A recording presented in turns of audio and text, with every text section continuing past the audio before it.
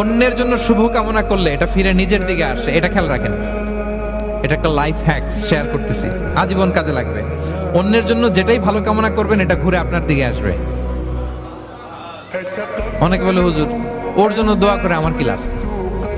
নিজের জন্য আল্লাহ আমারে মাফ করে দাও, আল্লাহ আমারে সমৃদ্ধি দাও, আল্লাহ আমার বেতন বাড়াও, আল্লাহ আমার ব্যবসায় বরকত দাও, আল্লাহ আমার ছেলেরা হাফেজ বানাও, আল্লাহ আমার বউ, আল্লাহ আমার মেয়ে, আল্লাহ আমার আমার আমার সব আমার ভালো আপনি চাচ্ছেন নিজের জন্য, অন্যদের জন্যও চান।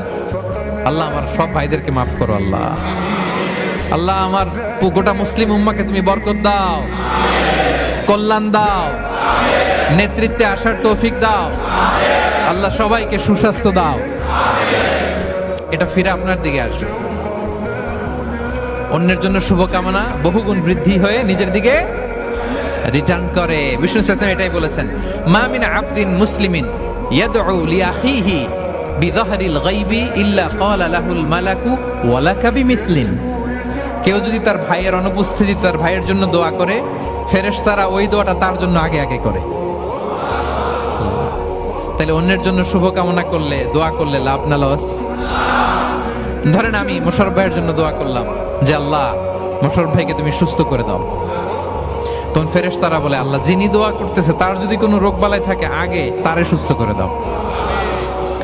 ধরেন আমি বেলায়েত ভাইয়ের জন্য দোয়া করতেছি, আল্লাহ বেলায়েত ভাইয়ের এই সমস্যা আল্লাহ তুমি দূর করে দাও, ফেরেশতারা বলবে আল্লাহ যিনি দোয়া করতেছে তার যদি এই সমস্যা থাকে আগে তারে এটা দূর করে দাও।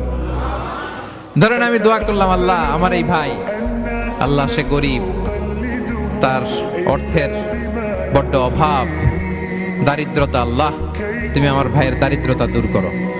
ফেরেশতারা বলে ওয়ালাকা বিমিসলিন, তোমার জন্য এটা, মানে আল্লাহ যিনি দোয়া করতেছে তার যদি অর্থের প্রয়োজন থাকে আগে তার দারিদ্রতা দূর করে দাও। তাহলে বলেন তো অন্যের জন্য দোয়া করলে লাভ না লস? অন্যের জন্য ভালো দোয়া করলে এটা নিজের দিকে আসে। কিসের দিকে আসে?